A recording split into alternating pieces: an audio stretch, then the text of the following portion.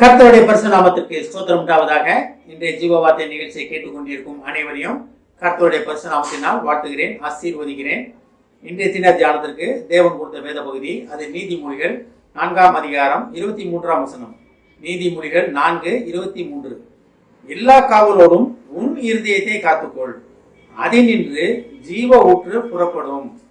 இன்றைய தினம் ஜீவ ஊற்று புறப்படும் இருதயத்தை காத்துக்கொள்வதற்காக தேவன் நம்மளை அழைக்கிறார். அப்ப இருதயத்தை காத்துக்கொள்வது பொறுப்பு நம்மிடத்தில் கொடுக்கப்பட்டிருக்கிறது. அது பாருங்க, எல்லா காவலோடும். அப்ப அதுல எல்லா காவலோடும்னா அது எப்படியாச்சும் என்னமாச்சும் விடிய நம்ம வீட்டை எப்படி காவல் காக்குறோம்?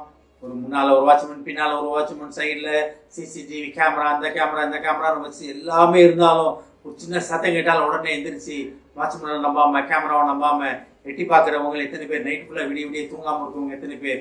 வீட்டில் பணத்தை வச்சுக்கிட்டு நைட் வீட்டு மேலே காத்திருக்கவங்கள நான் பீகாரில் நிறைய பேரை பார்த்துருக்கேன். பீகார் மிஷன் போயிருக்கும் போது தூங்க மாட்டாங்க. வீட்டு வாசலில் வீட்டு வெளியே தான் இருப்பாங்க. ஆம்பளையும் பொம்பளையும் சரி வீட்டு மாடியில் உட்காந்துருப்பாங்க, துப்பாக்கியோடு உட்காந்துருப்பாங்க. அப்போ ஒரு நார்மல் மனுஷன் தன்னோட சொத்துக்களை காத்திருக்குங்கிறதுக்கு எப்படி இருக்கான்னா, தேவன் வாசம் பண்ணும் இருதயம், தேவன் வாசம் பண்ணும் இடத்த காத்துக்கொள்வதற்காக தேவன் நம்மளை அழைக்கிறார். அது எப்படி? எல்லா காவலோடும் உன் இருதயத்தை காத்துக்கொள், அதிலிருந்து ஜீவ ஊற்று புறப்படும். அப்ப ஜீவ ஊற்று புறப்படுவது இடம் எது? நம்ம இருதயம். ஆனா இறைமையில என்ன படிக்கிறோம்? இருதயத்தின் நினைவுகள் கேடு உள்ளதுன்னு படிக்கிறோம். அப்ப இருதயத்தின் நினைவுகளை அறியத்தக்கவன் யாருன்னு வேற படிக்கிறோம், பைபிள் வேதத்துல படிக்கிறோம். அப்ப இருதயமே மகா திருக்குள்ளதும் கேடு உள்ளதுமா இருக்கிறது இறைமையில படிக்கிறோம் நம்ம. அப்ப அந்த இருதயத்தோட காரியங்கள் என்னன்றது நம்ம அதில் படிக்கிறோம் நம்ம. ஆனால் தான் எல்லா காவலோடும் இருதயத்தை காத்துக்கொள்வதற்காக தேவன் இன்றைய தினம் உங்களை அழைக்கிறார். எதுக்காகனா, ஜீவ ஊற்று நம்மிடத்தில் புறப்பட போகிறது. ஜீவ ஊற்று நம்மிடத்தில் கொடுக்கப்பட்டிருக்கிறது. அந்த ஜீவ ஊற்று எங்கே இருக்கு? இருதயத்தில் வாசம் பண்ணுகிறது, இருதயத்தில் இருக்கிறது. அப்ப ஜீவ தண்ணீர் உள்ள நதிகள் புறப்படும் படிக்கிறோம் நம்ம பைபிள்ல வேதத்துல படிக்கிறோம். எல்லாமே இந்த இருதயத்திலிருந்து தான் வரப்போகிறது. இருதயத்தின் சிந்தனைகள் எப்படி இருக்கணும்? தேவனுக்கு பிரியமானபடி இருக்கணும். அதனால்தான் எல்லா காவலோடும் இருதயத்தை காத்துக்கொள் அப்படின்னு தேவன் நமக்கு ஒரு கட்டளையாக சொல்கிறார். ஏன்னா தேவன் நமக்கு அருளிய ஜீவ ஊற்று அதில் இருக்கிறது. அப்ப தேவ திட்டங்களை அறிந்து கொண்டு தேவனுடைய காரியங்களை செயல்படுத்துவதற்காக தேவன் நம்மளை அழைத்திருக்கிறார். அதற்கு தேவன் வாசம் பண்ணும் இடம் சுத்தமாக இருக்க வேண்டும், பரிசுத்தமாக இருக்க வேண்டும்.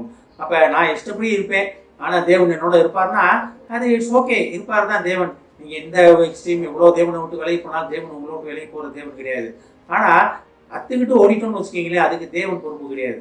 மாடை ஒரு கயர்ல கட்டியிருப்பாங்க, அது சுற்றி நடந்துக்கிட்டே இருக்கும், போய்கிட்டே இருக்கும். ஆனா அத்துட்டு போயிடுச்சுன்னு வச்சுக்கீங்களேன், அந்த மாடுக்கும் அந்த கயிறுக்கும் சம்மந்தம்லாம் போயிடும். அப்ப நம்ம தேவனை கட்டப்பட்டவர்களா இருந்தோம்னு வச்சுக்கீங்களேன், நீங்க எந்த நிலைமையில எந்த இடத்துல இருந்தாலும் தேவன் உங்களை விட்டு விலக மாட்டார், உங்களை கைவிட மாட்டார். ஏன்னா தேவன் தரும் ஜீவ ஊற்று உங்களிடத்திலிருந்து புறப்பட போகிறது.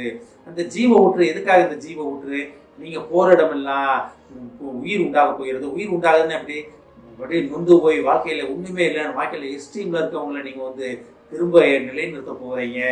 உங்கள் வாயிலிருந்து வர வார்த்தைகள் மூலமாக அவங்க வாழ்க்கையை கட்டப்பட போகிறது.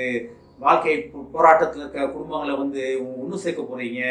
குடும்பங்கள் பிரிந்திருக்கிற குடும்பங்கள் எல்லாமே ஒருங்கிணைய போகிறது. கட்டுகள் உடைய போகிறது. வீட்டில் இருக்க அத்தனை கடன் பிரச்சனைகள், தொல்லைகள் அனைத்தையுமே சரி பண்ண போகிறீங்க. இதெல்லாம் என்ன இங்கிருந்து வரப்போகுது? உங்கள் இருதயத்திலிருந்து கிளம்ப போகிற ஜீவ ஊற்றின் மூலமாக இதெல்லாம் நடக்க போகிறது. அதற்காகத்தான் தேவன் காத்து கொண்டிருக்கிறார். அதனால தான் தேவன் இருதயத்தை காத்துக்கொள்வதற்காக அழைக்கிறார். காத்துக்கொள்ளும் போது நீங்க தேவனுடைய சாயலாக மாற போறீங்க. நீங்க போற இடம் எல்லாமே தேவனுடைய கிருபையை, தேவனுடைய வல்லமையை தூக்கி கொண்டு போறீங்க. இதோட தான் தேவனுடைய அழைப்பு. அப்ப எல்லா காவலோடும் இருதயத்தை காத்துக்கொள்வதற்காக தேவன் நம்மளை அழைக்கிறார். எதுக்காகனா, ஜீவன் உள்ள வார்த்தைகள், ஜீவன் உள்ள காரியங்கள் உங்களிடத்திலிருந்து கிளம்புவதற்காக, புறப்படுவதற்காக. அப்ப இன்றைய நம்ம முடிவெடுப்போமா?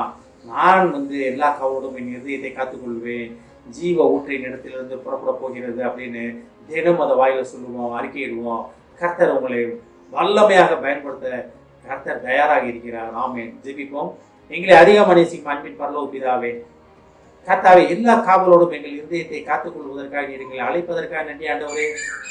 ஜீவ தண்ணீர் உள்ள நதிகள் எங்கள் இருதயத்திலிருந்து கிளம்பும் என்று சொன்ன மகா கிருபைக்காக நன்றி ஆண்டவரே. நாங்கள் செல்லும் இடமெல்லாம் ஜீவ ஊற்று புறப்பட போவதற்காக நன்றி ஆண்டவரே. இதை கேட்டுக்கொண்டிருக்கும் ஒவ்வொருவரையும் ஆசீர்வதிக்கிறோம் அப்பா.